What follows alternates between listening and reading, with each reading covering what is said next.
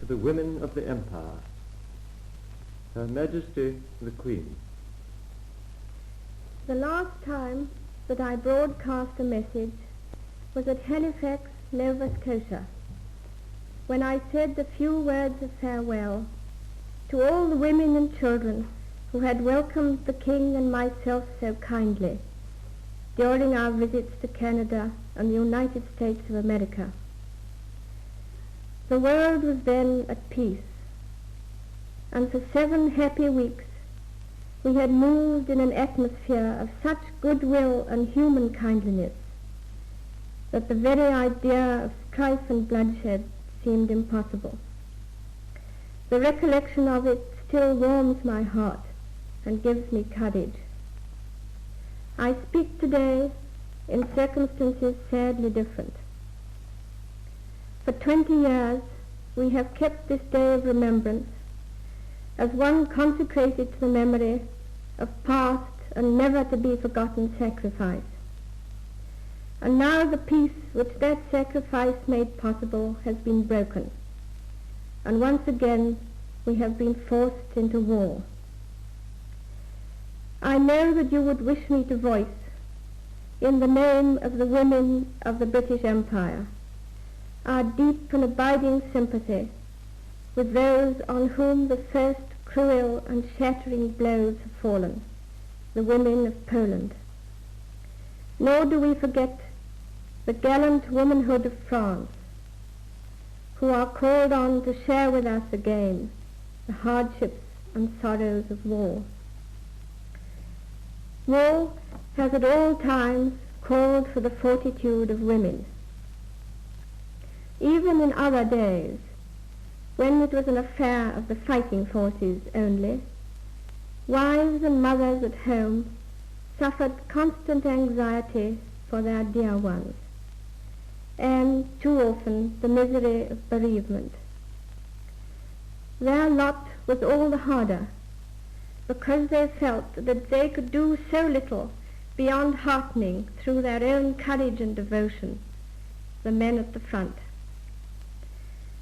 Now this is all changed, for we, no less than men, have real and vital work to do. To us also is given the proud privilege of serving our country in her hour of need. The call has come, and from my heart I thank you, the women of our great empire, for the way that you have answered it. The tasks that you have undertaken, whether at home or in distant lands, cover every field of national service, and I would like to pay my tribute to all of you who are giving such splendid and unselfish help in this time of trouble. At the same time, I do not forget the humbler part which so many of you have to play in these trying times. I know that it is not so difficult to do the big things. The novelty, the excitement of new and interesting duties have an exhilaration of their own. But these tasks are not for every woman. It is the 1,001 worries and irritations in carrying on wartime life in ordinary homes which are often so hard to bear. Many of you have had to see your family life broken up, your husband going off to his allotted tasks, your children evacuated to places of greater safety. The King and I know what it means to be parted from our children, and we can sympathize with those of you who have bravely consented to this separation for the sake of your little ones. Equally do we appreciate the hospitality shown by those of you who have opened your homes to strangers and to children sent from places of special danger. All this I know has meant sacrifice, and I would say to those who are feeling the strain, be assured that in carrying on your home duties and meeting all these worries cheerfully, you are giving real service to the country. You are taking your part in keeping the home front, which will have dangers of its own, stable and strong.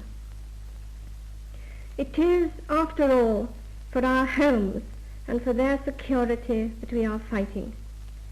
And we must see to it that, despite all the difficulty of these days, our homes do not lose those very qualities which make them the background as well as the joy of our lives.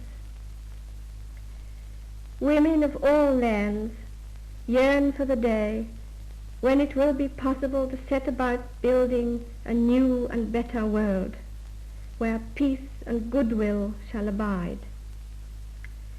That day must come. Meantime, to all of you in every corner of the empire who are doing such fine work in all our services, or who are carrying on at home amidst the trials of these days, I would give a message of hope and encouragement. We have all a part to play, and I know you will not fail in yours, remembering always that the greater your courage and devotion, the sooner shall we see again in our midst the happy, ordered life for which we long. Only when we have won through to an enduring peace shall we be free to work unhindered for the greater happiness and well-being of all mankind. We put our trust in God, who is our refuge and strength in all times of trouble. I pray with all my heart that he may bless and guide and keep you always.